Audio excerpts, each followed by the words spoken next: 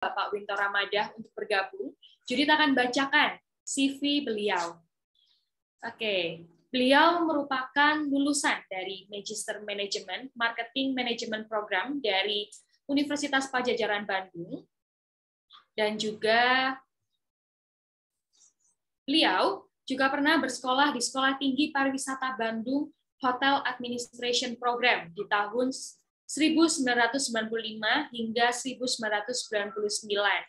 Nah, dan beliau ini juga memiliki keahlian dan juga ketertarikan di bidang digital marketing dan e-commerce, organizational management, strategic marketing management, tourism and destination management, hotel and restaurant management, teaching, writing, and blogging. Nah, dan saat ini beliau juga menjabat sebagai Associate Professor di Sekolah Tinggi Pariwisata Bandung mulai dari Agustus 2002 hingga saat ini. Kemudian beliau juga merupakan founder dari Intrubus Inc. atau e-commerce digital marketing co. mulai dari Desember 2012 hingga saat ini, dan juga merupakan seorang corporate advisor at PT Gaya Kencana atau Gaya Cosmo Hotel Yogyakarta, dan juga The Gaya Hotel Bandung, mulai dari Januari 2014 hingga saat ini.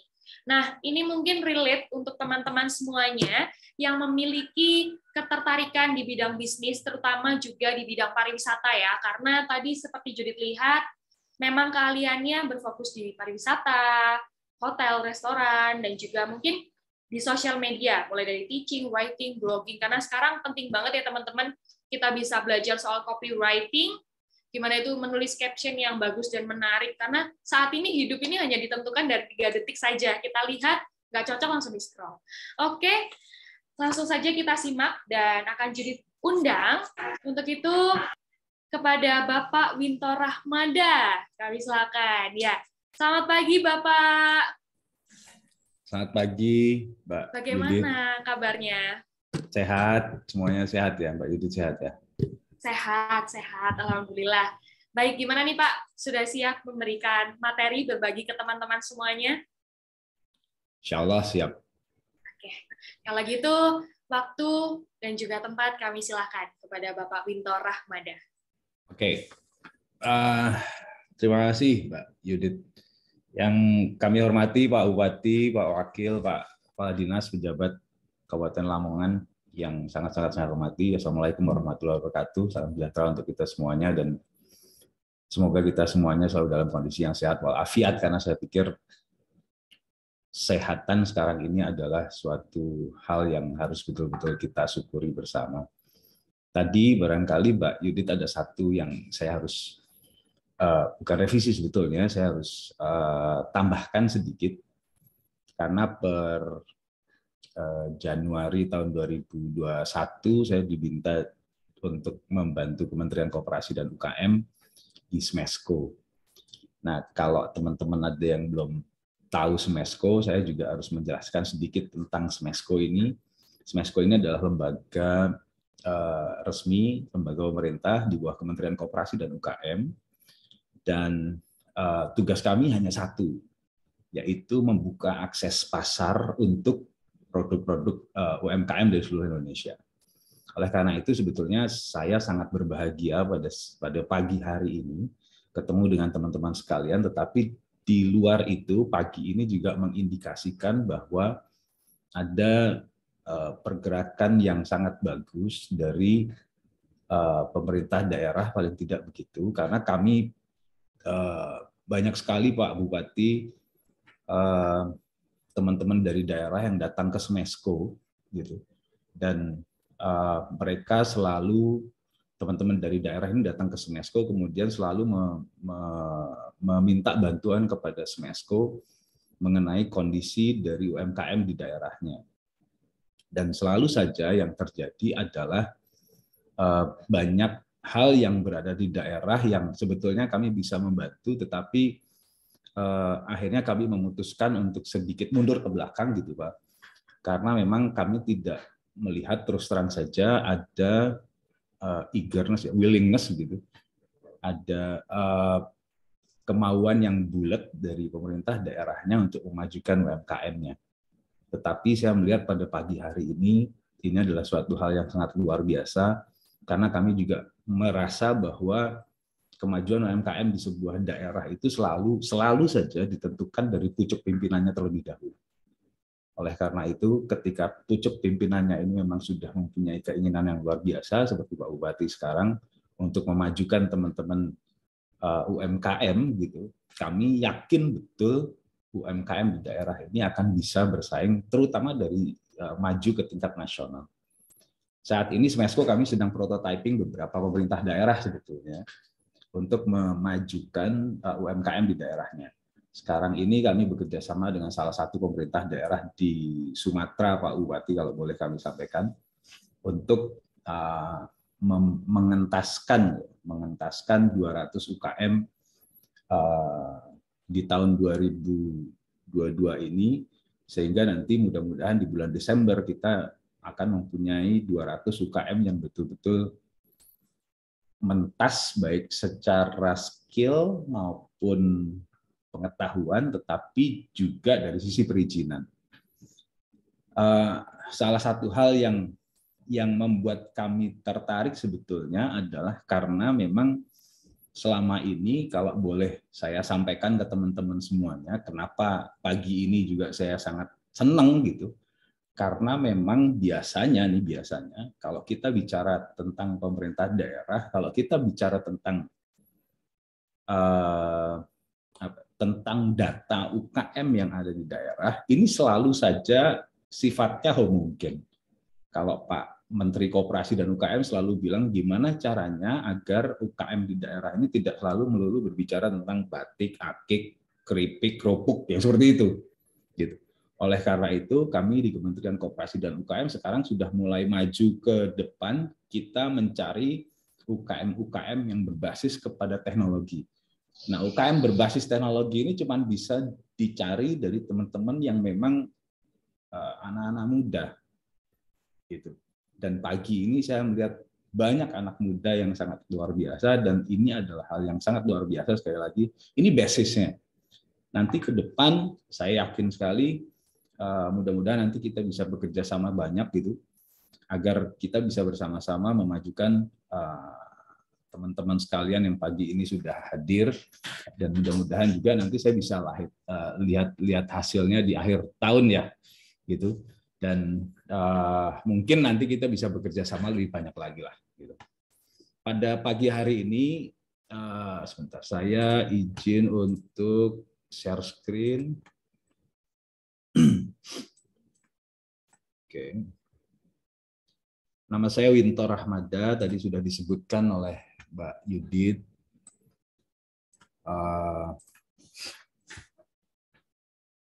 Saya basicnya saya adalah ngajar, tetapi dari tahun 2008, karena ngajar marketing, jadi tahun 2008 itu saya mulai sadar bahwa marketing ini bergeser. Saya ngajar dari tahun 2002, dan sejak tahun 2008 saya mulai sadar bahwa marketing ini sudah mulai bergeser ke arah digital. Dan kemudian saya tidak ingin menyebut diri saya sendiri kemudian saya pebisnis digital, enggak. Saya selalu nyebut bahwa saya ini pedagang. Dari tahun 2008 saya mulai dagang, banyak hal yang saya mulai perdagangkan di tahun 2008, 2010. Jadi saya tahu betul perkembangan digitalisasi di negara ini maupun di beberapa negara yang lain, karena sejak saya berdagang masuk ke digital, saya tahu bahwa ternyata kewilayahan ini udah nggak penting lagi. Karena saya bisa berdagang apapun juga ke negara manapun juga. Gitu. Pada saat itu saya ingat betul di tahun 2008-2010 saya berdagang produk-produk digital. Kemudian di tahun 2010 sampai dengan tahun 2012 saya banyak sekali berdagang produk-produk yang berhubungan dengan spesifik traffic yang nggak bisa saya sebutkan di sini, tetapi itu adalah salah satu traffic yang terbesar yang ada di dunia. Tahun 2014 sampai 2016 saya mulai masuk ke dunia korporasi, selain ngajar ya, saya mulai masuk ke dunia korporasi, banyak corporate dunia yang ketika dia mau masuk ke Indonesia, dia kontak saya, kemudian Wintor tolong dibantu gimana caranya produk saya bisa masuk ke market Indonesia. Tahun 2020 ketika pandemi mulai masuk ke negara kita, saya kemudian diajak keliling oleh Pak Teten, Pak Menteri Koperasi, ke beberapa tempat di Indonesia, dan pada saat itu pemerintah mulai sadar bahwa hal yang bisa menyelamatkan UKM kita karena pandemi ini kan menyayat semua lini, walaupun nanti sebetulnya ada beberapa hal yang tidak terkena parah juga, nanti saya akan sampaikan statistiknya di belakang, tetapi intinya karena pandemi ini kemudian membuat quote-quote ini ya, pemerintah kita sadar bahwa yang bisa dramatin itu cuma digitalisasi. Saya dari tahun 2013, 2014 itu udah teriak-teriak mengenai digitalisasi ke beberapa kementerian pemerintah punya. Tetapi pada saat itu ketika saya bertanya, Pak ini loh digitalisasi, we can make money through digital. Gitu. Pada saat itu nggak didengerin. Karena apa? Karena pemerintah berpikir bahwa digitalisasi itu ya kita bicara aplikasi. Kalau digitalisasi itu berarti kita bicara tentang unicorn. Ketika kita bicara digitalisasi itu kita bicara tentang visi, kita bicara tentang venture capital, kita bicara tentang SIX, kita bicara tentang berbagai macam hal yang terlalu wangi menurut saya pada saat itu. Sebetulnya yang saya bawa adalah loh, dengan digitalisasi kita bisa membuat orang hidup banyak gitu. Tapi ya belum zamannya mungkin pada saat itu, sampai kemudian muncul pandemi. Pandemi ini memunculkan relevansi banyak sekali sebetulnya teman-teman. Salah satunya adalah pemerintah kita mulai sadar yang bisa nyelamatin UKM kita selama pandemi itu ya digitalisasi. Oleh karena itu dari tahun 2020 sekarang didorong banyak hal program-program dari pemerintah yang berkaitan dengan digitalisasi. Tetapi nanti juga saya akan sampaikan sebetulnya kesalahan seperti apa sih yang berhubungan dengan teman-teman UKM ketika kita bicara digitalisasi. Ketika saya masuk ke Smesco juga saya baru sadar bahwa ternyata ketika bicara digitalisasi, spektrum UKM kita itu luar biasa besar, luar biasa panjang. Jadi kalau mau naikin ke digital, kita nggak bisa cuma bicara, oh teman UKM naikin ke digital ya, temannya sama semuanya, kita generalisir semuanya gitu, nggak bisa ternyata. Ada UKM kita yang masih bingung mengenai password dan username itu masih ada. Ada teman kita yang masih bagaimana caranya ketika berjualan, trafficnya tetap at the end, checkout-nya masih melalui WhatsApp. Itu juga masih ada. Padahal teknologi checkout page sekarang sudah sangat canggih gitu.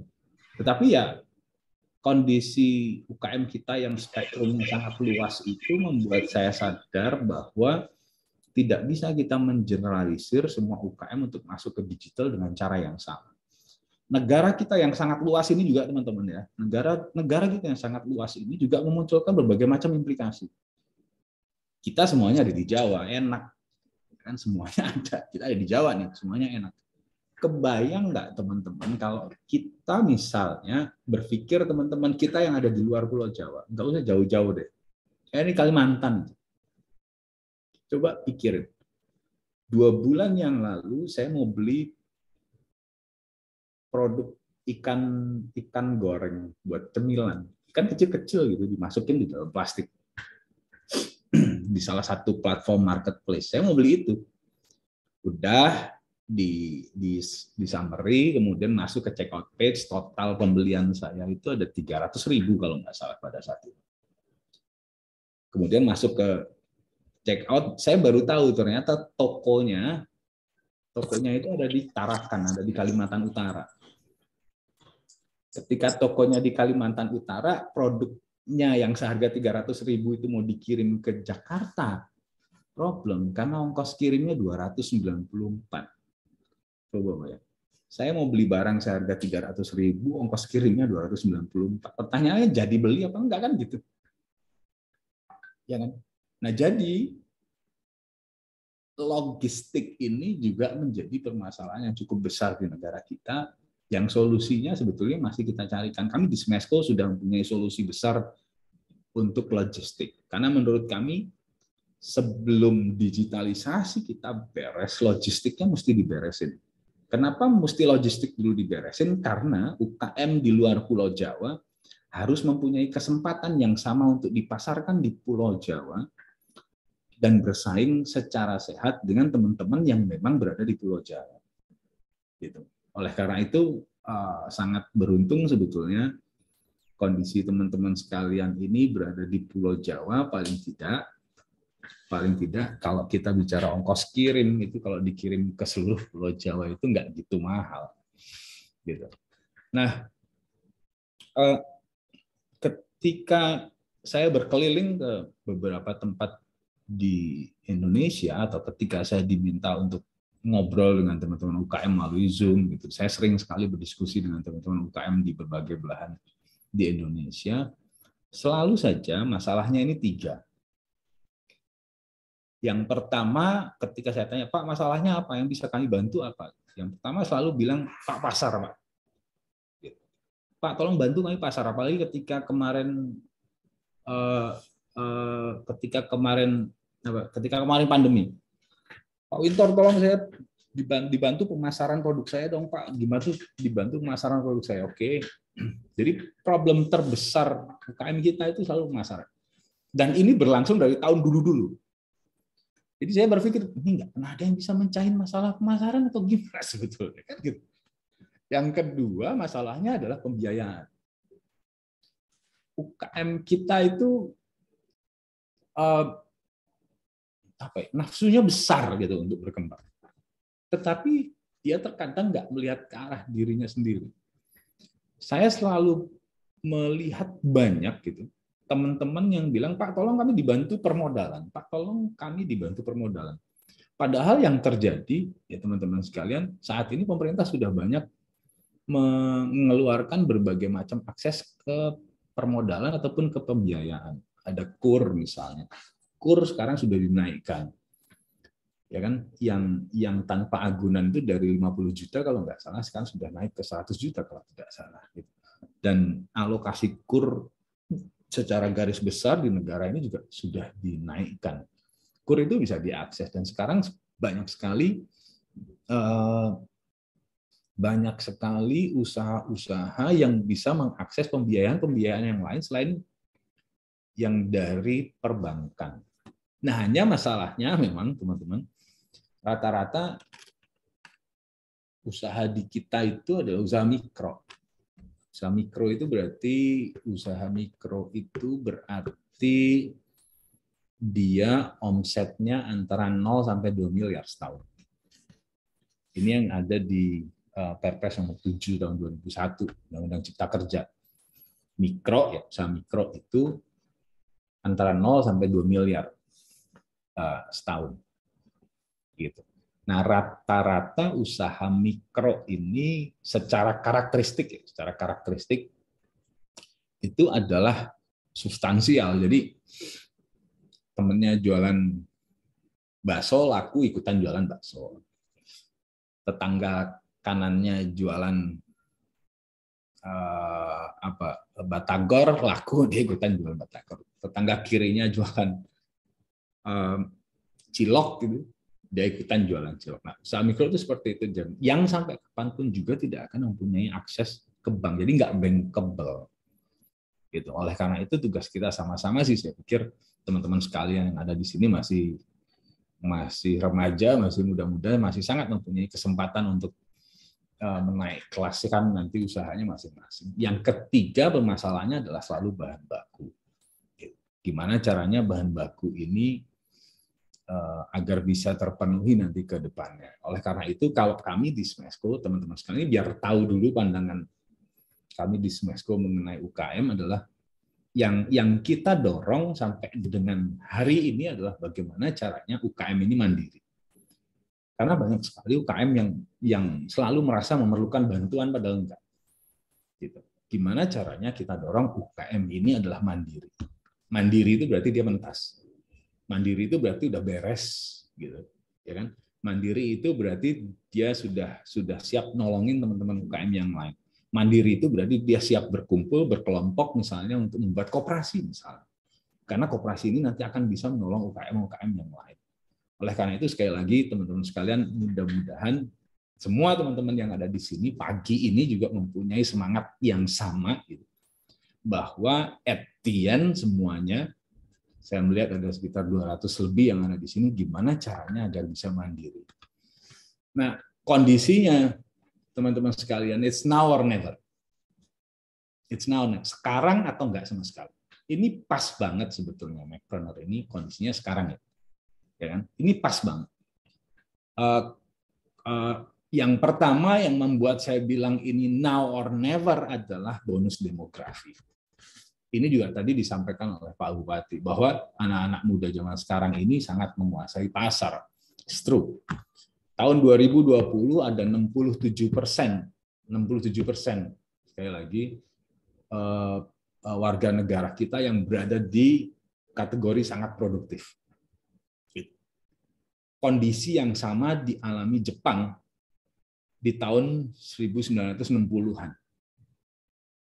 Kita ada 67%. Jepang pada saat itu ada sekitar 54% kalau nggak salah. Usia yang produktif. Jadi usia produktif di tengah ini luar biasa besar. Jepang, kita di tahun 2020, Jepang di tahun 1960-an. Kondisi hampir sama. Dan kita semuanya tahu di tahun 1970 itu Jepang menguasai dunia dengan teknologinya, dengan manufakturnya, dan segala macam. Kondisi yang sama juga terjadi dengan Singapura, dengan Korea Selatan. Sama semuanya. Sebelum mereka menguasai ekonomi dunia, ya, mereka mempunyai bonus demografi yang persis sama dengan apa yang kita alami sekarang ini. Jadi memang nggak ada alasan sebetulnya.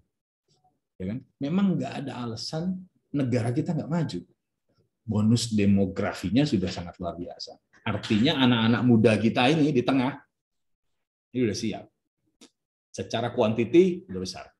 Yang kedua, infrastruktur digital. Bakti Kominfo selalu bilang bahwa saat ini di Indonesia, infrastruktur digital kita itu sudah 96% tercover oleh internet. Ini menarik sih sebetulnya. Kalau kita bicara infrastruktur digital, teman-teman, itu ada dua hal. Yang pertama, karena infrastruktur digital yang terjadi sekarang ini, ya kan, kita tidak bisa nyetop pergerakan barang yang bersifat regional masuk ke Indonesia. Gitu. Berarti arti kata begini, ada teman di satu desa jauh di Lamongan misalnya, sekarang ini bisa memesan barang directly dari negara lain atau directly dari China misalnya. Itu bisa, dan barangnya nyampe. Tetapi di sisi yang lain, infrastruktur digital yang luar biasa ini, kita juga harus bisa manfaatkan. Jangan sampai negara kita ini hanya menjadi pasar. Ya kan? Jangan sampai cuma kita beli barang dari luar negeri. Karena mudahnya. Tahun 2021, bulan Maret, tahun lalu, bulan Maret, kami di Kementerian Koperasi dan UKM ngurusin satu isu besar. Kalau teman-teman ingat pada saat itu ada Mr. Who namanya, yang jadi viral karena setiap pengiriman produk yang berasal dari China masuk ke Indonesia dengan memakai sistem cross border trade, cross border artinya satu barang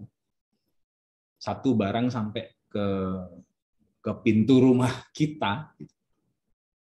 Bayangin kita bisa beli casing handphone yang harganya 15.000 dan barang itu sampai ke depan rumah kita, nggak nambah ongkos sama sekali, cuma 15.000. Casing handphone itu asalnya dari China. langsung dikirim dari sana. Anak saya pernah membeli satu liontin untuk dipakai, nggak sengaja dia sebetulnya. Dia beli liontin gitu, kalung kalau nggak salah pada saat itu. Ternyata dia nggak lihat tokonya asalnya dari mana. Ternyata dari China. Jadi barangnya masuk ke Shanghai, masuk ke ini dan segala macam. 2 minggu baru nyampe rumah, dia bingung. Saya bilang ya karena kamu nggak lihat ini tokonya dari mana. Tetapi itu bisa terjadi di semua hal. Bayangkan nih teman-teman, bayangkan kalau negara kita ini aja market.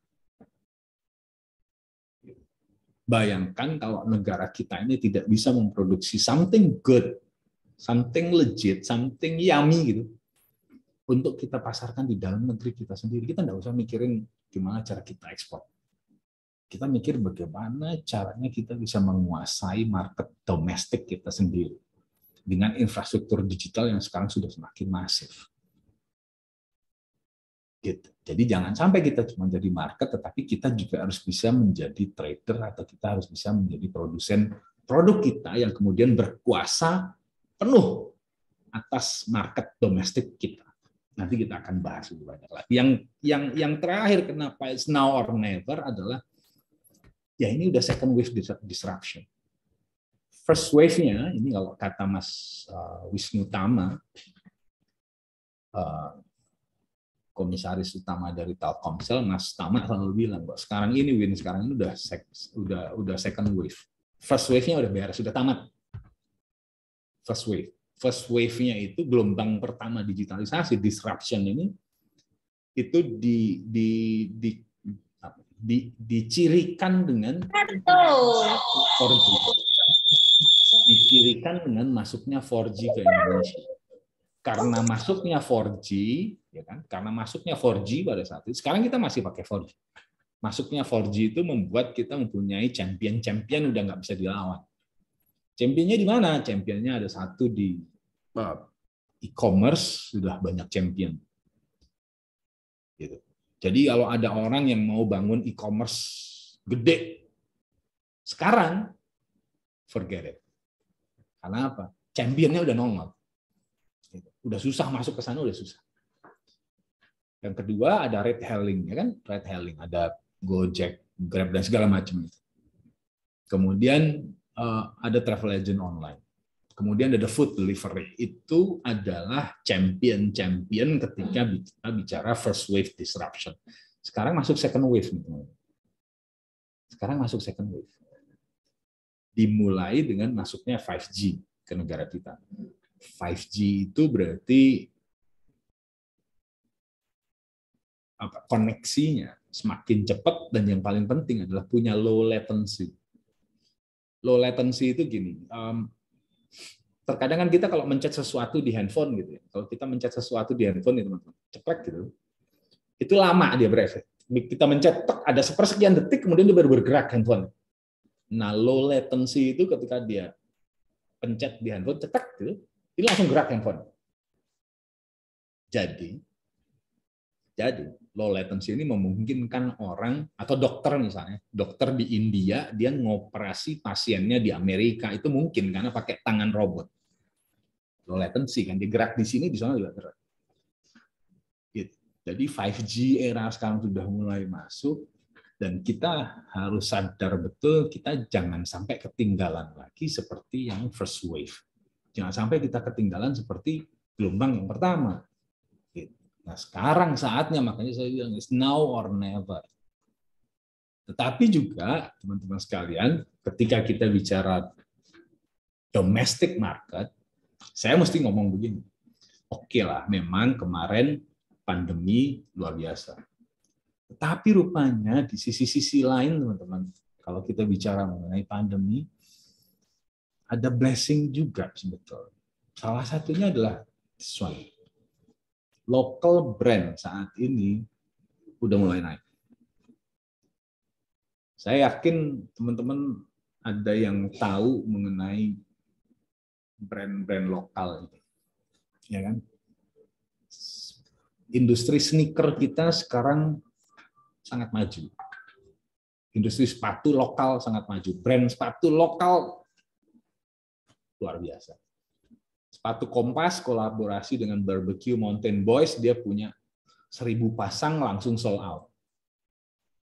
Sage dia kolaborasi dengan Hansaplast, 4 menit sold out. Kebayangan. Jadi sepatu-sepatu lokal ini sekarang sangat berjaya, caranya adalah mereka berkolaborasi. Dulu ada nggak sepatu lokal? Ada. Gitu. Dulu ada. Tapi nggak semasif sekarang. Gitu. Sekarang yang lagi rame misalnya brand lokal namanya Prep, ya kan? Kemarin kolaborasi dengan Arif Muhammad, dia bagi Vespa, 100 Vespa dibagi. Follower Prep yang tadinya cuma puluhan ribu, sekarang 1,5 juta. Penting nggak? Nanti kita bahas. Jadi lokal brand, teman-teman, lokal brand sekarang lagi naik. Makanya now or never sekarang atau enggak sama sekali mumpung lagi naik. Super segmental secret theory. Ini brand agak baru, saya nggak bilang baru banget. Dari Bandung, Milka yang punya namanya. Dia menerapkan pengelolaan yang sangat luar biasa. Setiap hari owner dari SSST, Super Sentimental Secret Theory ini brand clothing, setiap hari dia cuma berada di depan komputernya dia aja. Karena apa? Dia nggak punya karyawan banyak. Ketika proses kreatif untuk produknya dimulai, dia kasih ke orang. Dia punya beberapa desainer, tapi kebanyakan adalah desainer outsourcing. Gimana ya? Kebanyakan adalah desainer freelance. Dia bayar berdasarkan desainnya. Setelah proses desainnya jadi, dia kasih produksinya ke perusahaan orang lain. Jadi ini anak kerjanya cuma duduk di rumahnya dia, komputernya kayak komputer Batman, ada tiga screen, ya kan? Kemudian dia setiap hari dia adalah nanya sebetulnya desainnya sudah sampai mana, sudah oke, kalau sudah oke masuk ke produksi. Produksi dia tinggal ngomong sama orang pabriknya. Pabriknya bukan punya dia. Dia ngomong sama orang pabrik. Ketika produksinya jadi, nggak dikirim ke rumahnya dia, masuk ke fulfillment center. Masuk ke warehouse. Nggak masuk ke rumahnya dia juga. Kemudian dia mulai aktivitas penjualan yang dia lakukan sendiri. Dulu, Super Sentimental Secret Theory ini nggak masuk ke e-commerce. Kan dia sudah punya toko di Shopee. Dulu nggak punya. Dia cuma pakai social commerce. Artinya dia cuma pakai social media dan website. Semua orang yang beli harus via website. Jadi traffic semuanya diarahkan masuk ke IG dan masuk ke website. Nah, kemudian proses delivery. Jadi yang dia lakukan dia adalah dia di rumahnya, dia manage semua proses produksi sampai dengan delivery, dia nggak kerjakan semuanya sendiri, dia kerjasama dengan perusahaan lain, sehingga membuat hidupnya menjadi sangat-sangat mudah. Saya nggak bilang hidupnya sangat mudah, simple pengelolaannya.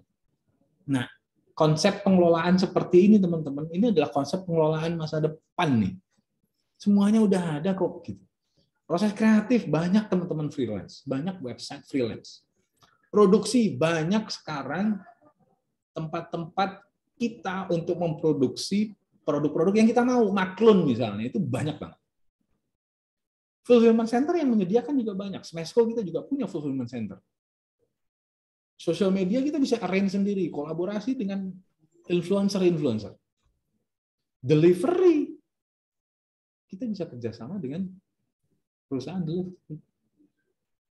Jadi memulai sebuah bisnis itu kita nggak perlu lagi karyawan yang banyak, Kak. Gaji yang kita mesti ngegaji orang besar, enggak juga. Nanti saya akan jelaskan kenapa kita mesti fokus di actionable metrics, bukan di vanity metrics. Dengan satu orang kita bisa arrange semuanya, dari proses kreatif sampai dengan delivery dilakukan di rumah duduk. Ini proses bisnis masa depan. Ketika awal pandemi tahun 2021, ya pandemi di tengah-tengah, itu harus dipahami. Ini adalah proses bisnis yang terjadi ketika pandemi mulai menyayat kita. Dulu kita nggak pernah kepikiran ada produk-produk semacam bakso pentol aci ini bisa dikirimkan ke seluruh Indonesia dan sangat laku. Nggak pernah kepikiran. Sekarang terjadi. Bakso pentol aci ini menguasai pasar pengiriman makanan di awal tahun 2021. Ini valid datanya. Kemudian mulai menurun di bulan Maret tahun 2021 digantikan sei sapi. Ini valid. Sebelumnya nggak pernah kepikiran kita bisa mengirimkan seperti ini ke seluruh Indonesia.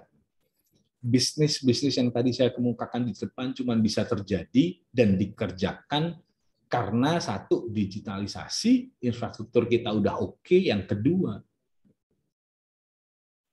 karena bonus demografi. Kan bakso pentol dari dulu juga ada, ya kan? Kemudian sei sapi dari dulu juga ada. Yang jualan baju kayak super sentimental, secret teori tadi juga banyak. Tapi kenapa baru sekarang berkembangnya seperti ini? Karena bonus demografi, karena digitalisasi. Saya yakin teman-teman tahu lah, Erigo. Ya kan? Saya yakin semua teman-teman tahu siapa itu Erigo. Nah, yang menjadi permasalahan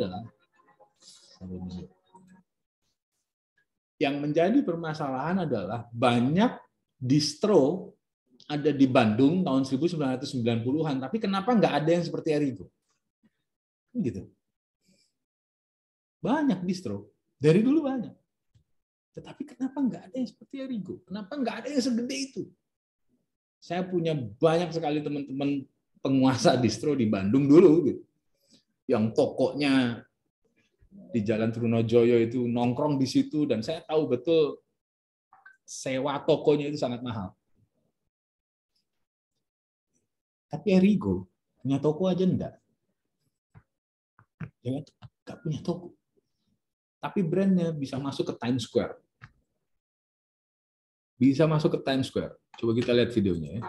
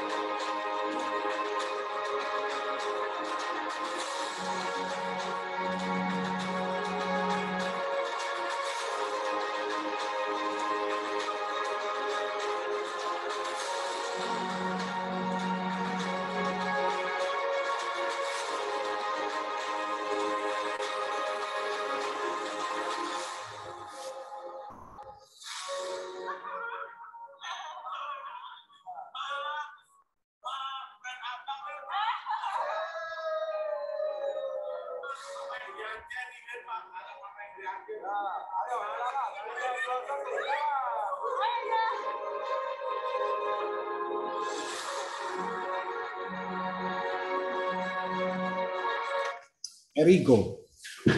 Ya oke lah, di Times Square itu ada konsep reverse loop marketing, tetapi ya mau nggak mau kita harus tetap apresiasi apa yang sudah dilakukan oleh Erigo sehingga dia bisa masuk ke Times Square yang ada di New York pada saat itu ya. Pada saat itu dia termasuk yang pertama. Gitu. Apa gunanya? Nanti kita bisa bahas lebih lanjut nanti kalau ada yang teman-teman nanya sebetulnya ada gunanya nggak sih sebetulnya kita pasang iklan di Times Square. Ini sama saja permasalahannya ketika kita bicara kemarin kan sempat ada yang banyak ribut-ribut di Paris Fashion Week, ya kan kalau teman-teman masih ingat.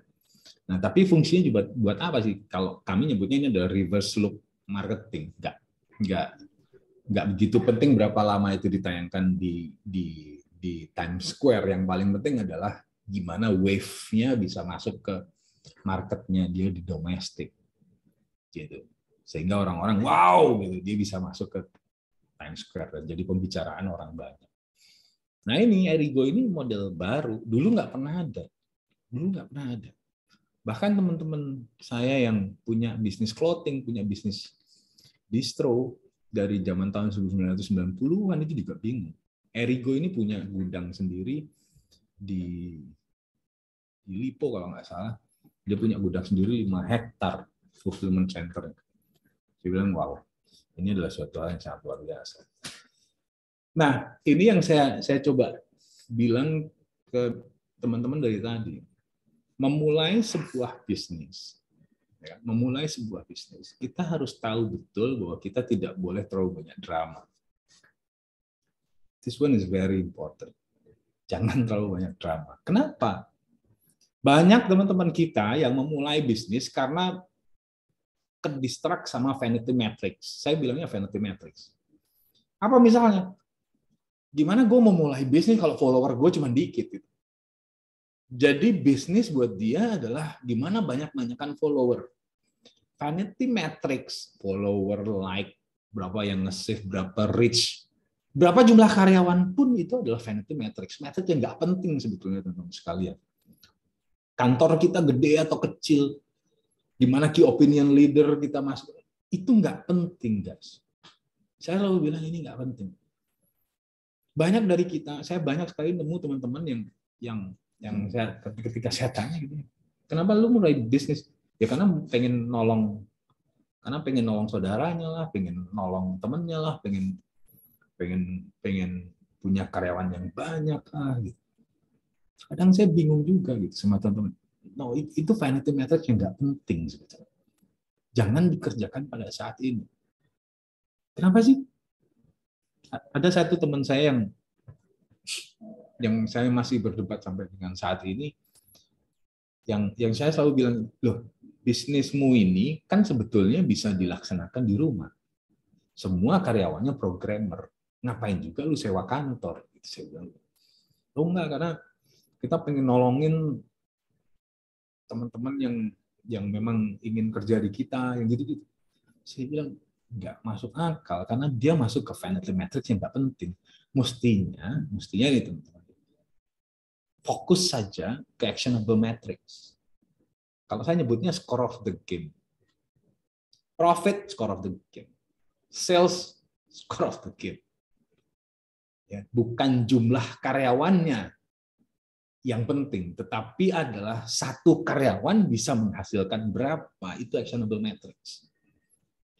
Nggak usah kita berusaha menjadi filantropi di depan, oh ya saya kan mempekerjakan semua karyawan yang ada di sini. Saya mempekerjakan teman satu RT, satu RW, gitu. Ya kan? Tetapi gara-gara mempekerjakan teman satu RT, satu RW ini, profit kita jadi mengecil misalnya. Apalagi kalau kita baru memulai bisnisnya.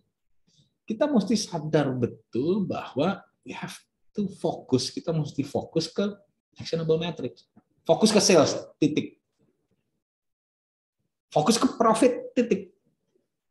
Gitu.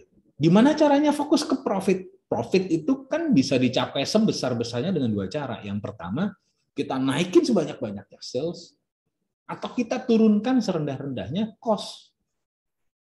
Salah satu cara nurunin cost adalah, apalagi ini juga terjadi pada saat pandemi kemarin, saya selalu bilang ke teman-teman yang bisnisnya pada saat itu sempat goyang. Salah satu nurunin cost-nya gimana? Semua sumber daya manusia yang kerja, jangan di-fix cost-kan. SDM itu jangan sampai di-fix cost-kan.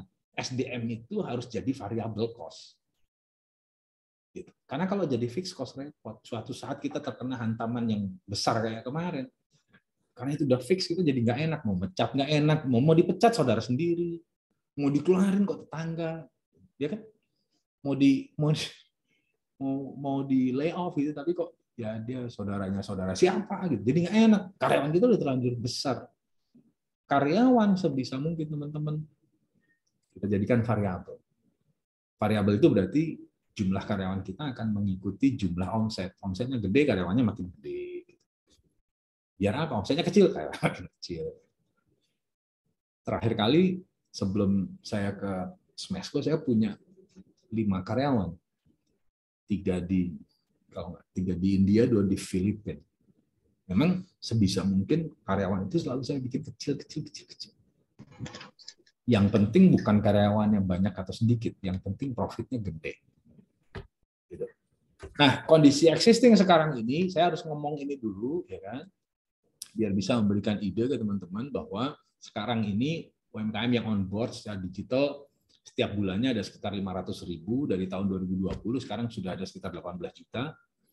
Nah, perusahaan itu selalu kesulitan di masa pandemi, bertahan di tahun pertama, rontok di tahun kedua. Ini umum. Yang bisa lolos dari tahun kedua nih, pandemi, nanti kalau masuk ke tahun ketiga, maka dia survive. Kita harus tahu, teman-teman, di sekolah bisnis manapun juga, nggak ada yang ngajarin survival. How to survive di turbulence itu nggak ada.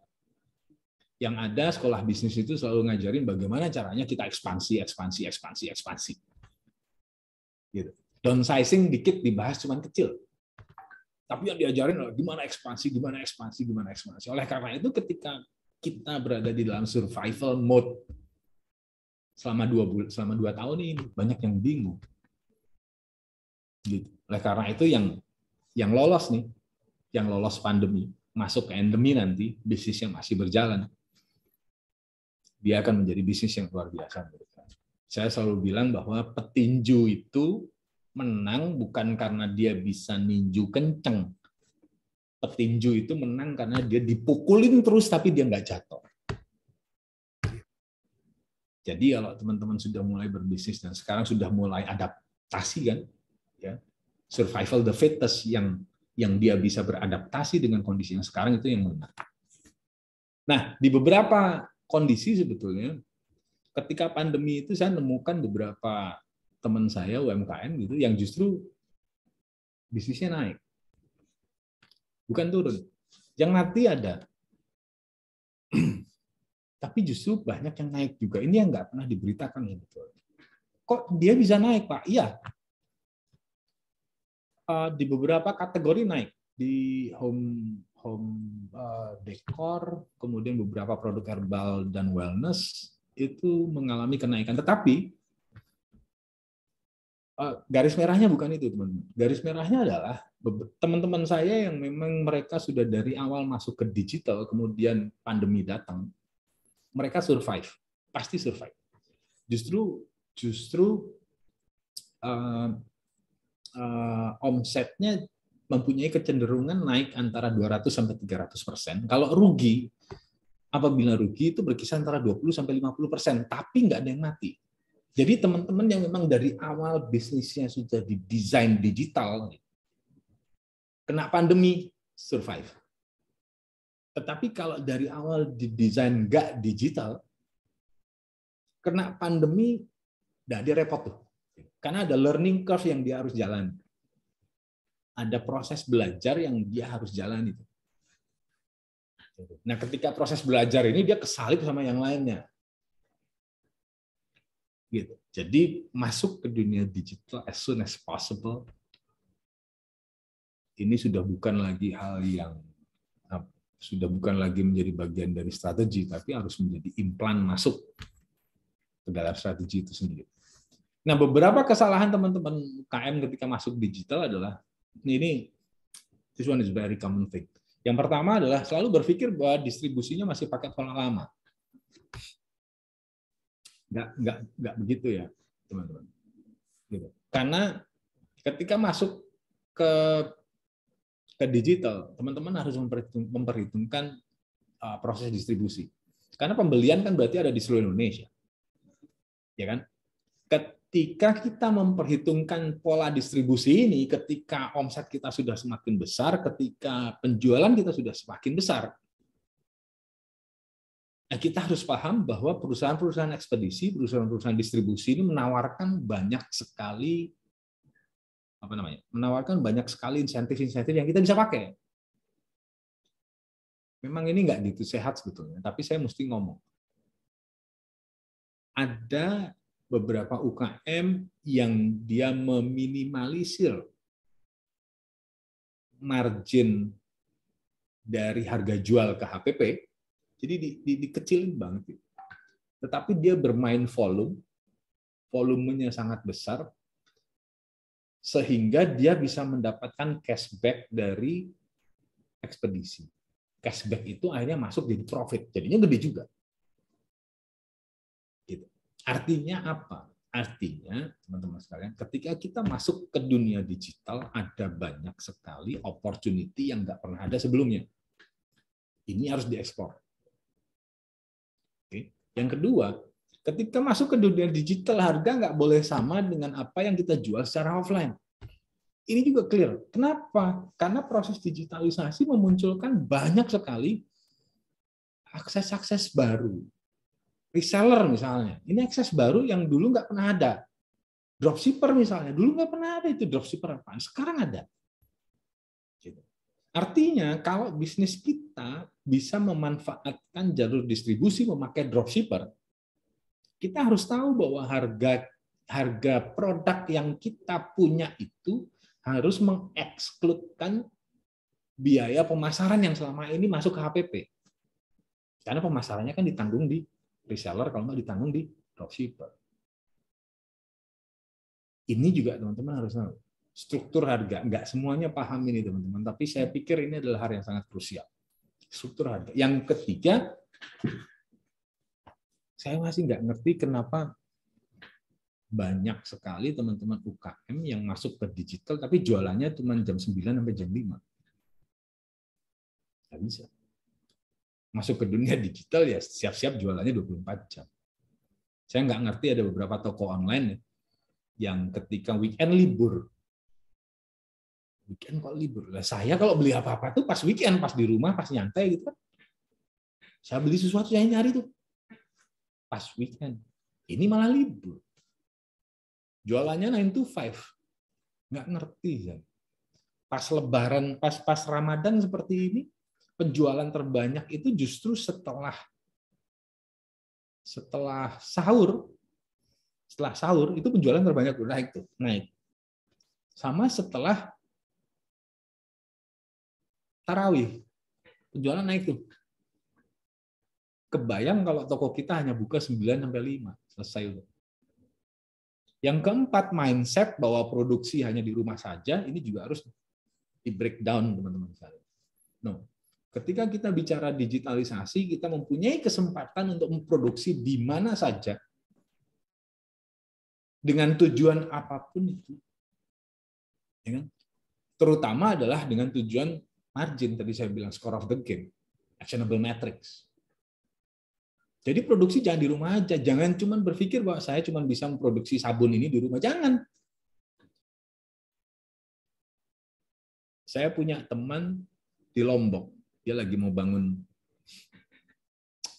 kantor 4 lantai sekarang. Teman saya di Lombok ini secara lokasi dia tidak mungkin lah memasarkan produknya ke seluruh Indonesia secara dia di Lombok. Ongkos kirim kemana-mana terlalu mahal. Kemudian dia mulai memproduksi produknya di Tangerang. Dia mulai memproduksi produknya di Tangerang. Setelah diproduksi di Tangerang, kemudian disimpan di fulfillment center atau di warehouse di Jakarta. Ketika ada penjualan, produknya dikirim dari Jakarta. Orangnya di Lombok. Digitalisasi memungkinkan itu semuanya, teman-teman. Jadi jangan cuma berpikir bahwa karena ya kita cuma bisa produksi apa yang ada di rumah, jangan. Terlalu sempit kalau. Yang kelima, kesalahannya adalah plan to execute. Saya tahu ini agak ekstrim, tapi saya bilang gitu. Digitalisasi membuat kita nggak mempunyai kesempatan untuk memplan. Saya tahu barangkali teman-teman juga pernah mendengar banyak motivator-motivator yang bilang bahwa bisnis yang baik adalah bisnis yang dimulai. Saya tahu. Ya, bukan bisnis yang direncanakan, tetapi dalam konteks digitalisasi, terkadang apa yang kita rencanakan itu tidak sama dengan kondisi di lapangan. It's true. Saya sering kali ketika saya jualan sebuah produk, saya berpikir bahwa produk ini akan laku di demografi sekian, akan laku di umur 25 sampai 30 wanita. Ini pasti akan laku di situ. Tapi ternyata enggak. Jadi kalau teman-teman mulai memanfaatkan infrastruktur digital untuk jualan, untuk memasarkan produknya, jangan plan to execute. The best thing adalah execute to plan. Dibalik. Execute aja dulu, eksperimennya jalankan, ketemu datanya, baru planning. Ada dua hal besar sebetulnya di proses digitalisasi yang teman-teman harus tahu. Yang pertama funnel yang akan kita bahas nih sekarang. Yang kedua data, cara baca data. Dua ini penting banget. Oleh karena itu nggak usah rencanain loh, nggak ada datanya kita mau ngerencanain apa. Ya, bikin bisnis plan dulu, bikin ini dulu, bikin. Kalau saya nih, kelama terjun aja dulu, eksekusi dulu, baru planningnya belakangan setelah kita punya data yang mendukung bisnis kita. It happens every time. Oke. Nah, ada beberapa hal teman-teman, saya harus sampaikan ini juga bahwa kalau kita bicara mengenai onboarding digital, target dari pemerintah itu adalah 30 juta UKM onboarding di tahun 2024, bentar lagi ini 2 tahun lagi. Ya kan? Tetapi yang terjadi, saya sudah sampaikan tadi, spektrum UKM kita terlalu luas. Jadi yang di tengah yang terjadi sekarang ini adalah literasi digital UMKM itu masih sangat rendah. Sekali lagi literasi digital UMKM kita masih sangat rendah. Beberapa teman-teman di daerah, saya selalu bilang, dinas-dinas di daerah itu selalu mempunyai data UKM yang data lama. Makanya UKM-nya ketika bazar, ketika pameran, yang ditampilkan itu aja. Ketika ada pelatihan, UKM-nya itu aja. Nah, pebisnis muda kayak teman-teman ini nggak masuk ke jaring di dalam database dinas. Di beberapa dinas seperti itu. Oleh karena itu, ada 250 teman-teman yang ada di sini, saya minta setelah ini jangan menjaga jarak dengan dinas, jangan menjaga jarak dengan pemerintah kabupaten, gitu. Ini harus bekerja sama. Agar apa? Agar bisa mereplace atau agar bisa membantu database UKM-UKM yang lama. Gitu, masuk ke arah digital. Jadi yang pertama literasi digital UKM kita masih sangat rendah, kapasitas produksi yang masih kecil. Ini juga clear, ini terjadi di mana-mana. UKM kita itu kalau setiap hari dia produksi 100, tiba-tiba dapat orderan 10.000, bukannya senang tapi bingung. Kualitas produksi belum konsisten juga terjadi, akses pasar juga belum optimal. Tetapi sebetulnya apa yang terjadi? Ini kan yang government mau, ini yang pemerintah mau.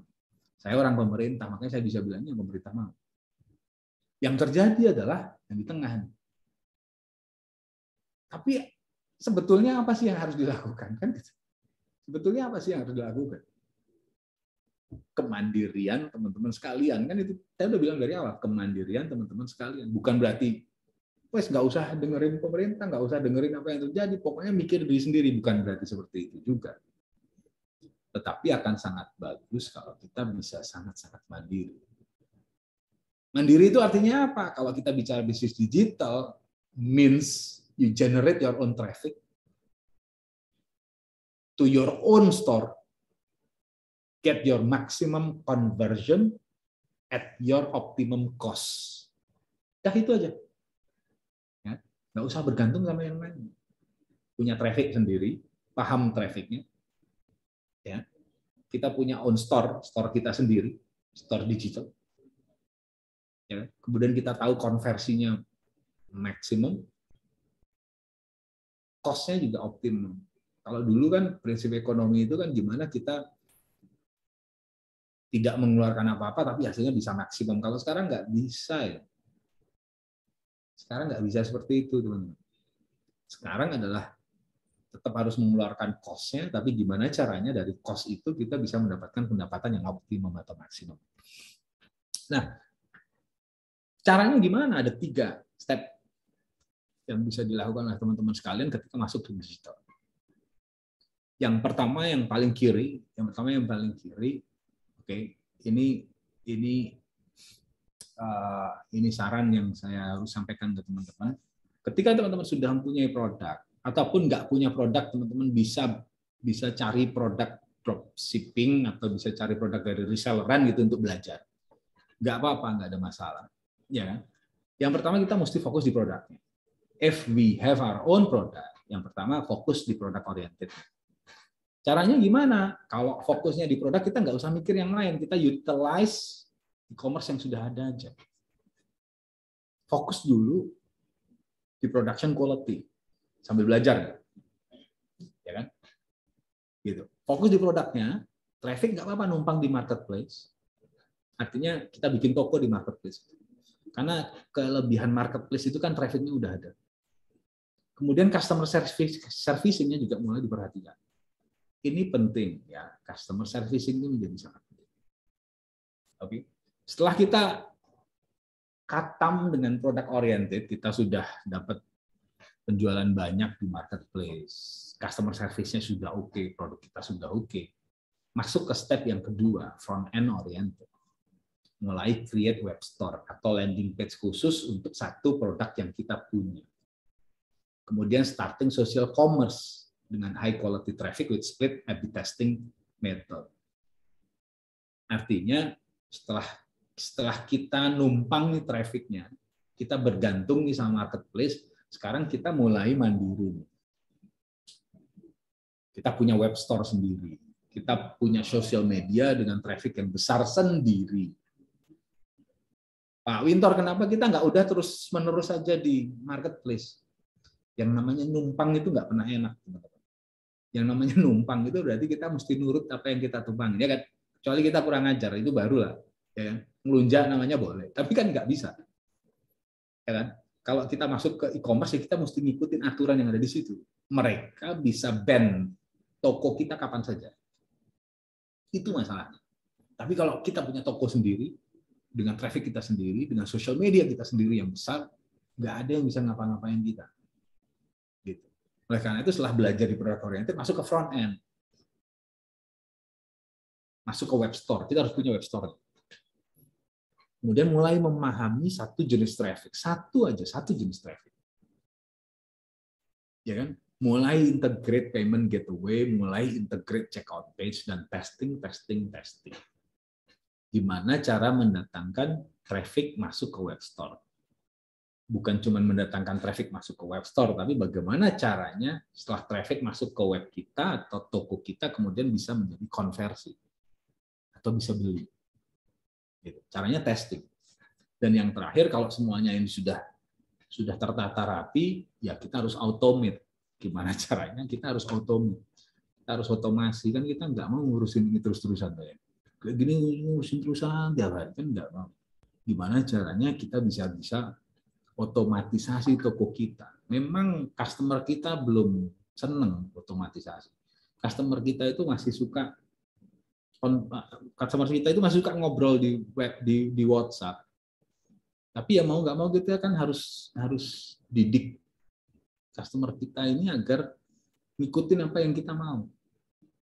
Nah, kalau kita pasang harga aja masih suka ditanya, masuk ke WhatsApp, ini harganya berapa? Gitu. Kalau kita udah tahu, kita udah nulis bahwa ini warnanya hijau, ditaruh di website, ketika masuk ke WhatsApp sama aja. Ditanya, ini warnanya apa? Hijau, udah jelas ada di website.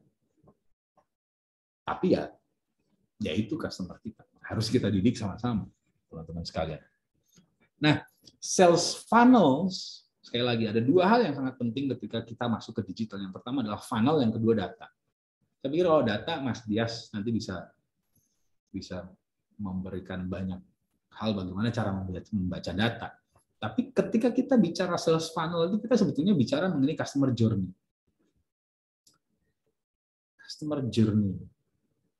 Ini penting banget di sini karena ini sangat menentukan konversi. Masuknya traffic dari berbagai macam sumber traffic, kemudian masuk ke web store kita, masuk ke toko kita.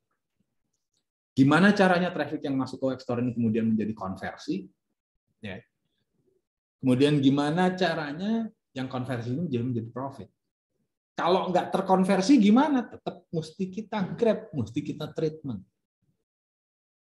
Agar gimana caranya yang nggak konversi pada saat itu juga Itu harus bisa konversi. Itulah makanya kalau teman-teman masuk ke beberapa toko besar gitu ya, misalnya masuk ke beberapa toko besar atau masuk ke beberapa aplikasi besar gitu. Kita udah sampai nih mau bayar nih, kita udah sampai mau bayar. Tapi kemudian kita ada kerjaan lain, kemudian kita tinggal. Kita mau bayar nih, tinggal mau bayar. Tapi kita tinggal gitu kemudian. Yang terjadi adalah kita kayak dikejar-kejar. Kemudian iklan nongol produk itu, kita di email terus-terusan, jangan lupa ya nih bayar, jangan lupa nih bayar. Jadi gimana caranya kita bisa mendorong customer kita agar tidak cuma berhenti di situ, gimana caranya kita paksa dia buat bayar. Gimana caranya kita arahkan untuk menjadi konversi. Nah, kalau kita bicara mengenai traffic, kan awalnya traffic nih teman-teman. Ya kan? Punya toko online itu gampang. Tapi masalahnya bukan toko online, masalahnya trafficnya dari mana. Ini yang nggak pernah terpikirkan. Saya selalu kemana-mana ketika ke daerah-daerah banyak beberapa teman-teman di daerah misalnya kemudian membangun e-commerce sendiri di daerahnya. It's a good thing. Saya selalu bilang membangun e-commerce sendiri di daerahnya karena semuanya kan akan terlokalisasi kecil-kecil. Gitu. It's a good thing. Yang jadi masalah adalah teman-teman ini lupa berpikir trafficnya dari mana. Nah kalau nggak ada traffic, yang nggak ada penjualan. Sesimpel itu. Ya, bangun toko sebagus-bagusnya toko kayak apa, keren banget nih toko kita, nggak ada trafficnya, percuma. Jadi trafficnya mesti dipikir dari awal. Sebenarnya trafficnya kita mau ngambil dari mana? Ada dua jenis traffic. Yang pertama dari mobile atau kita mau ngambil dari web. Sekali lagi dari mobile, dari apa yang ada di handphone kita, atau kita ngambil dari desktop yang ada di web. Kita bisa pakai paid traffic atau kita bisa pakai organic traffic. Paid traffic itu kalau kita pakai iklan, ya kan? Google, kita ngiklan, trafficnya bisa masuk ke web kita. Kita bisa ngiklan di social media, nanti trafficnya bisa masuk ke website kita. Atau pakai organic traffic, iklan gratis. Pakai apa? Search Engine Optimization, SEO. Jadi sebetulnya nggak gratis juga. Untuk bikin konten kita berada di page one itu kan nggak gratis. Banyak hal yang harus kita lakukan masuk ke arah sana. Tapi kita melihatnya itu sebagai organic traffic. Ada dua traffic ini yang sangat bagus. Kalau saya senangnya pakai paid traffic, saya nggak suka pakai organic traffic lama. Untuk jadi page one di search engine itu kan kelamaan. Saya maunya udah paid traffic aja. Sekarang bayar, keluar traffic. Karena apa? Karena tadi jangan plan to execute, mestinya execute to plan. Setelah dapat traffic, karena penting kan, setelah dapat traffic, saya testing, saya nemu data, baru optimize berdasarkan data itu. Ketika saya pakai paid traffic, saya ngiklan misalnya di Facebook, trafficnya mulai masuk, saya analyze, ternyata yang beli banyaknya di umur 28 sampai 32. Ya udah yang lainnya saya matikan, umur 28 sampai 32 ini yang saya dorong habis-habisan. Saya optimize traffic. Artinya seperti itu. Nah, secara theoretical ini kalau saya bilang theoretical. Marketing funnel itu kebanyakan seperti inilah. Kebanyakan seperti itu. Yang paling atas adalah di mana traffic pertama kali itu masuk, kemudian yang paling bawah ini adalah yang sempurnanya sehingga dia bisa menjadi advocate. Yang paling atas misalnya masuk 100.000 traffic ke web kita. Oke. Masuk tuh ke web kita. Atau 100.000 traffic masuk dari iklan kita. Yang really masuk ke web kita cuma 10.000. That's okay, nggak ada masalah. Ya kan? Ada 50% bounce rate. Bounce rate itu berarti begitu masuk dia nggak suka keluar. Ada ya. Begitu dia tertarik dengan iklannya, dia tertarik dengan headline-nya, tapi begitu klik dia masuk ke website-nya, dia nggak suka, dia keluar lagi, itu bounce rate. 50% misalnya bounce rate-nya di sini. Akhirnya sebetulnya yang masuk ke kita, readers-nya hanya 5.000. Dari 5.000 itu yang ngisi formulir misalnya, yang ngisi opt-in formulir, yang jadi lead itu cuma 1.000, cuma 20%. Masuk lagi itu ke bawah. Ya. Dari 1000 cuma 100 yang jadi sales. Dari 100 yang jadi sales cuma 40 yang repeat buying. Nah, digital marketing funnel seperti ini harus kita pikirkan dari awal, teman-teman. Nggak bisa ini kita biarkan begitu saja. Ini harus by design. Karena kenapa mesti by design? Karena digitalisasi itu adalah organ yang kita bikin. Sekali lagi, digitalisasi itu dari hardware, software, semuanya itu kita yang bikin, manusia yang bikin. Kalau manusia yang bikin, berarti kita bisa melakukan sesuatu, atau kita bisa rekayasa sesuatu di dalamnya. Misalnya, kalau kita lihat ke sini misalnya, oh, yang masuk ke web kita ada 10.000, misalnya di sini, ada 10.000 yang masuk ke web kita. Berarti yang tertarik masuk ke web kita karena iklannya itu ada 10.000. Tapi yang jadi konversi cuma 100. Ya kan?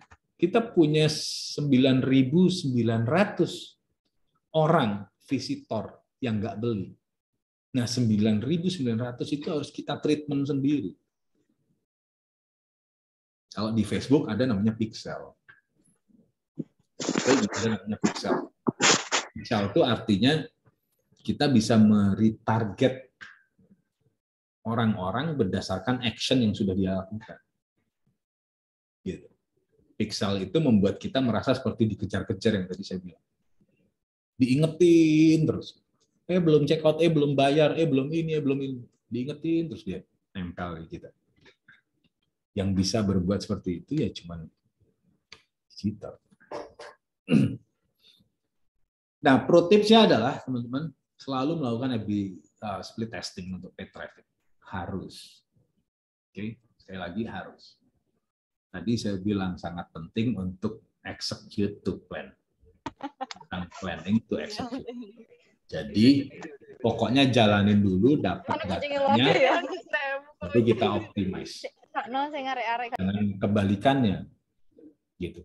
Datanya dulu harus didapat, baru funnelingnya kita optimize. Seperti iklan yang ini misalnya kita harus sangat fokus di CTR-nya, click through rate-nya gitu. Nah, ini pun split testing-nya bisa banyak. Gimana kita men-split testing title-nya misalnya, gimana kita men-split testing deskripsinya yang ada di bawahnya. Gimana yang kita harus tahu akhirnya adalah yang diklik paling banyak yang mana. A/B split testing ini menjadi sangat penting.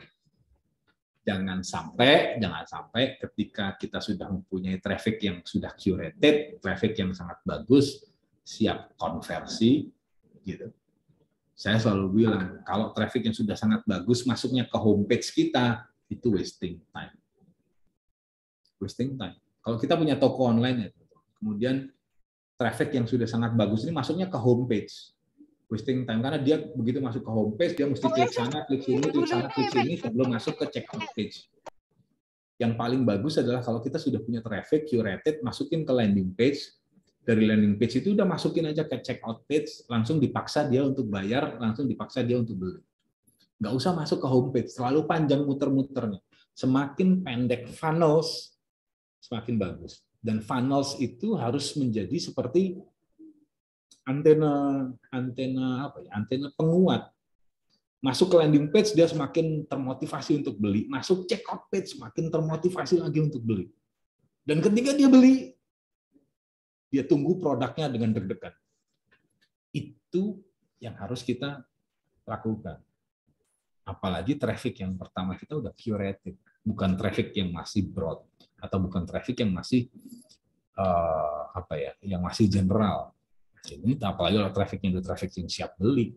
Jangan sampai karena funneling kita terlalu panjang, terlalu muter-muter, copywriting kita terlalu muter-muter, akhirnya justru dia pergi. Nah, kira-kira seperti inilah, teman-teman, ketika kita bicara mengenai funnels, garis besarnya, ada traffic source banyak di sebelah kiri, ya kan? Bisa di-generate juga melalui blog.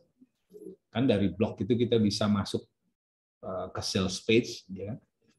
Dari sales page kemudian kita punya sales lead-nya, kita dorong terus ke checkout, Kemudian dari check out itu, tadi saya cerita, ada yang jadi abandon check out. Begitu sudah masuk check out, nggak bayar. Ya kita harus lakukan dengan remarketing. Gimana caranya agar dia bisa bayar.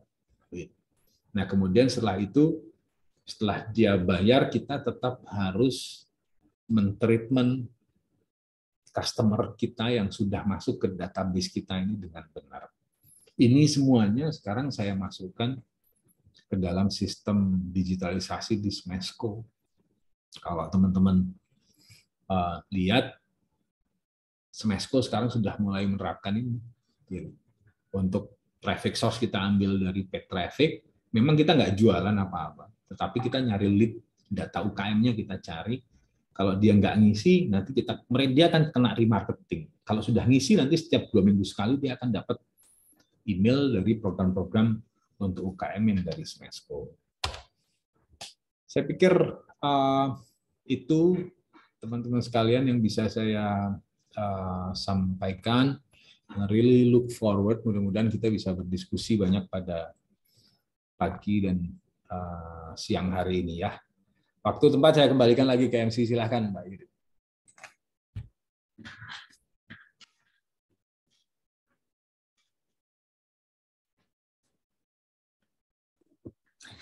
Baik, terima kasih banyak kepada Bapak Winto Rahmada untuk materinya yang telah disampaikan kepada seluruh nih ya, tim usaha, 130 tim usaha yang bergabung dalam inkubasi bisnis wirausaha muda Lamongan. Tadi Judith cek dari chatroom ya, ada banyak sekali pertanyaan Bapak.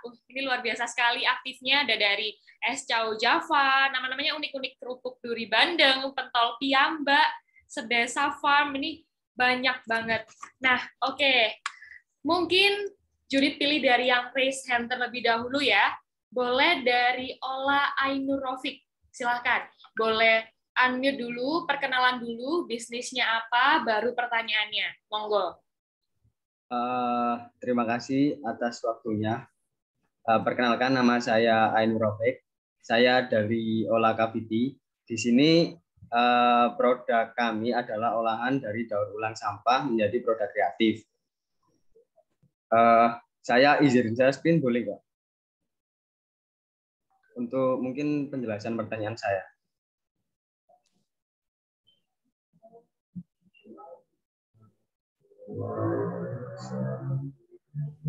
Mohon maaf Pak, apa share screen saya terlihat Pak?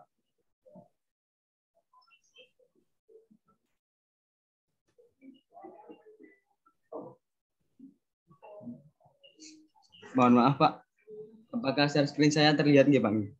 Kelihatan Mas? Iya Pak, ini Pak. Jadi saya izin bertanya Pak, produk saya ini adalah olahan dari daur ulang sampah yang berfokus dalam pembuatan produk kreatif. Tentunya menggunakan teknologi otomatis yang akan digunakan. Namun pada pasar Indonesia kami mengalami kesulitan untuk mencari pasar dikarenakan memang harga dari produk kami itu cukup terbilang cukup tinggi dikarenakan proses dan bahan bakunya perlu perlakuan khusus Pak. Nah, di sini seperti dijelaskan tadi bahwa Smesco adalah mempunyai tujuan untuk membuka pasar untuk produk UMKM nasional. Namun dari pertanyaan saya Pak, apabila nanti Ola mau ke internasional, apa aja persyaratan yang harus kami persiapkan, dan dari Smesco sendiri apa aja yang bisa dibantu untuk kami Pak? Soalnya waktu saya mencari informasi terkait pasar internasional itu banyak yang harus dipersiapkan seperti shipping, lalu pay letter dan lain-lain itu harus dipersiapkan. Jadi seperti itu Pak pertanyaan dari saya Pak. Terima kasih Pak.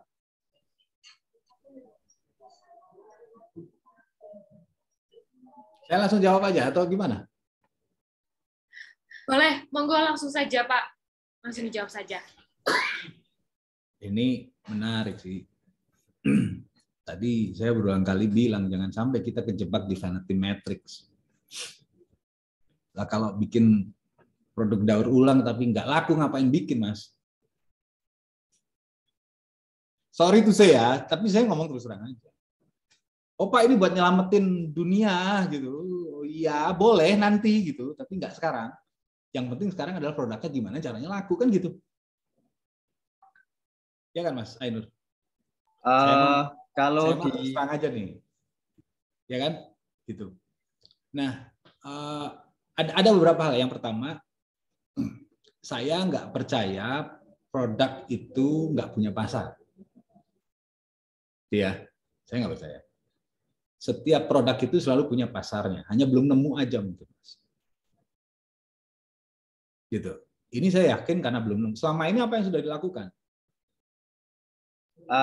Untuk selama ini karena kami baru memulai, Pak. Jadi kami kayak riset pasar, terus riset teknologi yang akan digunakan. Jadi kebanyakan di Indonesia itu sudah ada, namun pembuatannya itu masih manual, Pak. Jadi plastik dikumpulkan, dicacah, lalu di oven. Jadi kayak dicetak manual. Nah, di sini kami menggunakan, karena memang basic dari anggota kami adalah dari teknik, jadi bisa membuat inovasi alat yang bisa bermanfaat. Jadi kami membuat alatnya sendiri nanti, jadi tinggal dieksekusi langsung menghasilkan produk yang akan digunakan. Nah, untuk yang selama ini sudah dilakukan ya tadi Pak, seperti riset pasar, terus riset tentang teknologi yang digunakan, lalu kesiapan untuk apabila nanti produknya sudah jadi, kita mau kemana, targetnya siapa aja, lalu seperti apa aja yang harus dipersiapkan. Seperti yang sudah saya riset itu terkait shipping seperti apa, terus pay letternya seperti apa, lalu kerjasama dengan pihak-pihak terkait itu seperti apa, Pak?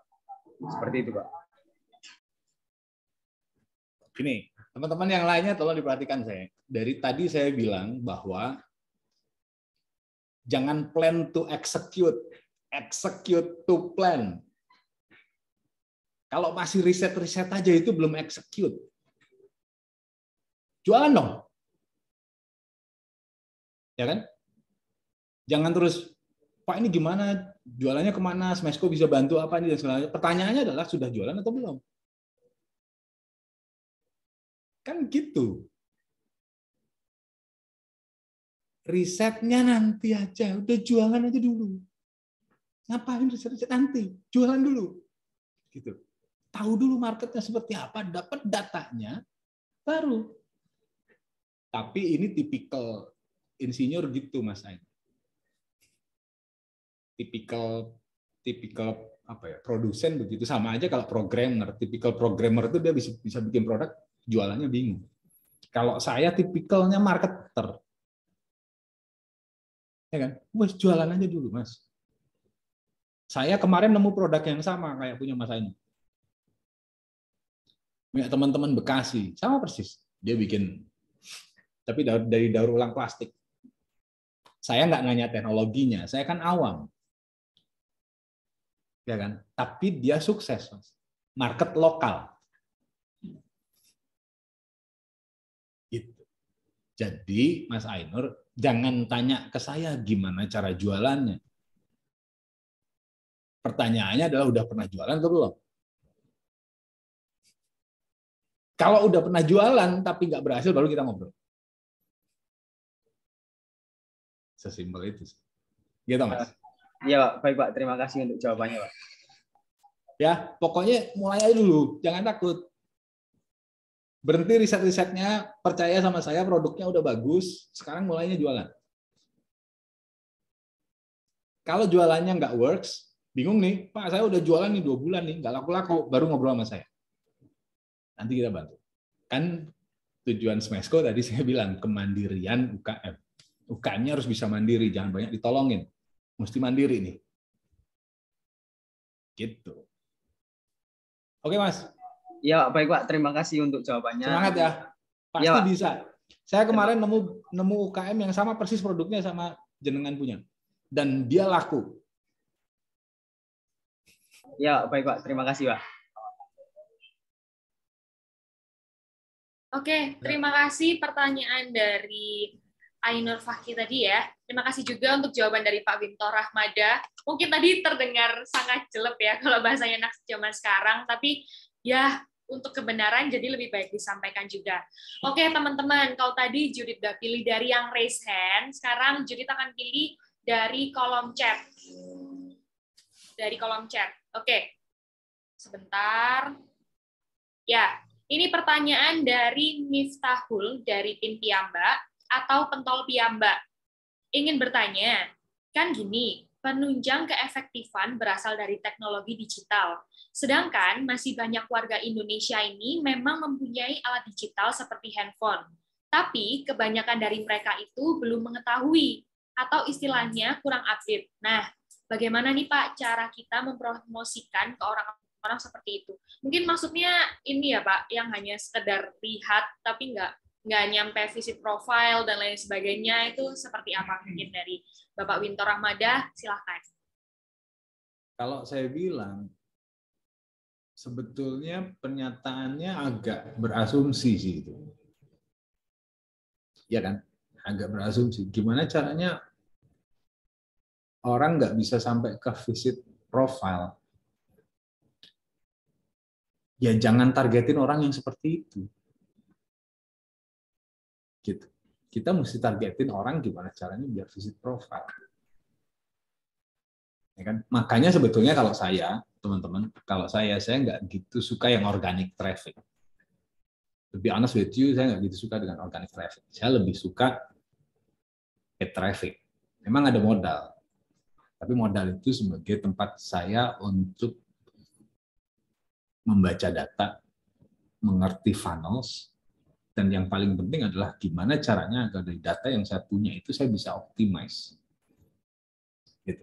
Kalau memang orang-orang itu tidak mau visit profile, ya jangan dijadikan market lagi.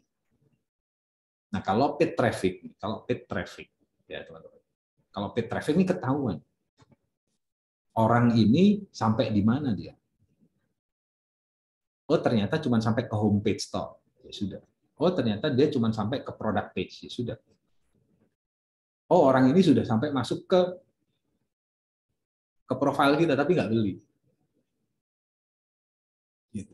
Jadi fokus ke actionable metrics. Fokus ke yang bisa kita konversi. Fokus ke kelebihan kita, jangan berusaha memperbaiki kekurangan kita. Saya pikir begitu sih, Yudita.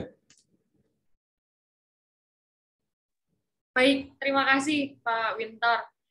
Oke, next question. Ini last question ya teman-teman, tapi jangan khawatir. Untuk pertanyaan teman-teman semuanya yang masih belum terjawab, nanti akan dibantu record oleh teman-teman dari Macpreneur. Nanti sama Pak Wintor Rahmada ini diusahakan untuk bisa menjawab semuanya, entah dalam bentuk G-Drive atau dalam bentuk record voice, seperti itu ya. Jadi pilih satu last question ya. Last question, kalau tadi udah cowok, sekarang boleh ya dari perempuan, dari Bromi nih, dari Mbak Feby. Boleh perkenalkan dulu namanya, usaha apa, kemudian apa pertanyaannya. Monggo. Halo, suara saya sudah terdengar, Kak Judith? Aman. Oke, siap. Sebelumnya terima kasih atas yang MC atau Kak Judith yang telah mempersilahkan saya untuk menyampaikan pertanyaan. Sungguh sebuah kehormatan bisa bertanya langsung kepada Coach Wintor. Di sini saya perwakilan dari tim Bromi, yaitu olahan mie instan dari ikan tombro sebagai inovasi healthy fast food. Seperti itu, Coach, produk kami. Nah, pertanyaan saya adalah, tadi kan Coach sempat membahas tentang kolaborasi lokal brand sepatu ya, Coach.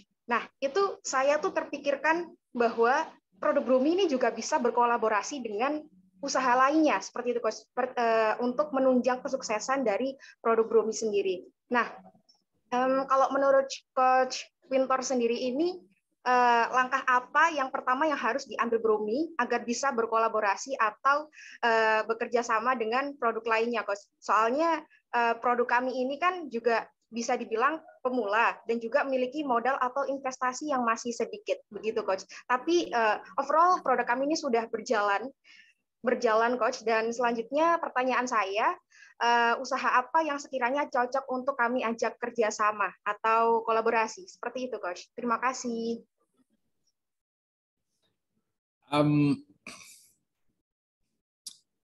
Ini menarik sih sebetulnya kalau kita bicara kolaborasi ya. Saya selalu berpikir kalau yang namanya kolaborasi itu justru jangan kolaborasi di dalam lini bisnis yang sama. Gitu. Misalnya mie sama mie lagi, jangan.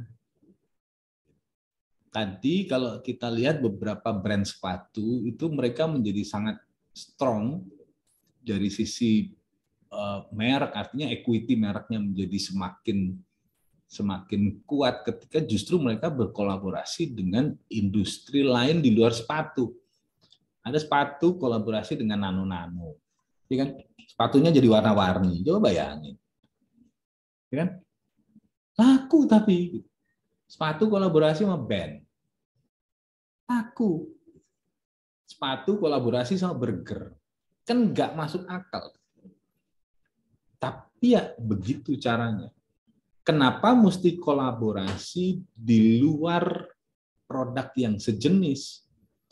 Karena salah satu fungsi kolaborasi itu kita harus bisa expand market yang kita punya. Biar nggak echo chamber. Echo chamber itu berarti marketnya kan di situ-situ aja. Ya kan? Gimana caranya market ini bisa ke-expand dengan cara yang lebih mudah, lebih murah. Caranya gimana? Kolaborasi. Gitu. Ya kan? Kalau sama produk-produk yang sejenis, ya itu kolaborasi juga. Kita pernah tahu dulu misalnya kayak Avanza sama Xenia itu kan produknya sejenis, tetapi dia nggak expanding the market pada akhirnya. Marketnya itu aja. Tapi kan ini salah satu permasalahannya gimana caranya agar kita bisa mengenalkan produk kita ke tempat yang lain. Ya kan? Jadi yang pertama pilih produk atau pilih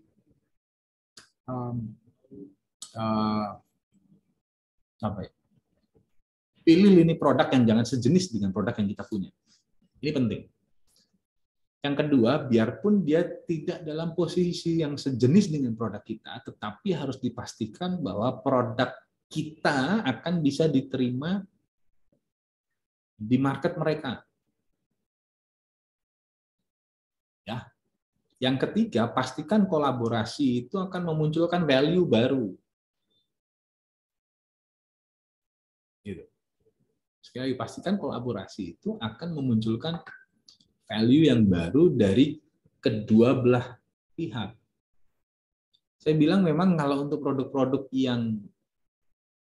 yang masih baru, Mbak Feby, memang masih agak berat untuk collab. Kenapa berat? Karena yang harus dilakukan oleh produk yang baru ini harus meningkatkan brandnya terlebih dahulu. Yang namanya collab itu kan posisinya sejajar. Nggak boleh satu lebih tinggi, satu lebih rendah. Ya kan? Collab itu posisinya sejajar, saling memanfaatkan, sehingga value keduanya menjadi sangat naik. Ya kan?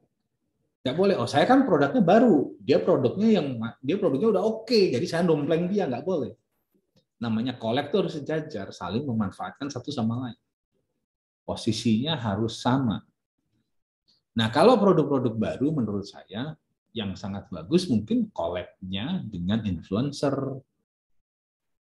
collab-nya mungkin dengan key opinion leader, ya kan? Nah, itu akan jauh lebih memunculkan actionable metrics, gitu. Atau misalnya dengan hal-hal yang bisa meningkatkan brandnya aja terlebih dahulu. Cari misalnya influencer-influencer lokal. Memasarkan itu kan paling enak kalau kita masarkannya kayak obat nyamuk gitu, tapi obat nyamuk yang dibakar di dalam. Jadi dia gimana cara yang paling dekat, kemudian dia muter ke yang paling jauh, kan gitu. Jadi kuasai produk lokalnya dulu, pasarkan di domestik terlebih dahulu. Setelah menguasai domestik, ya kan, pastikan kemudian kita baru bisa melempar ke market yang lain. Gitu Mbak Feby ya.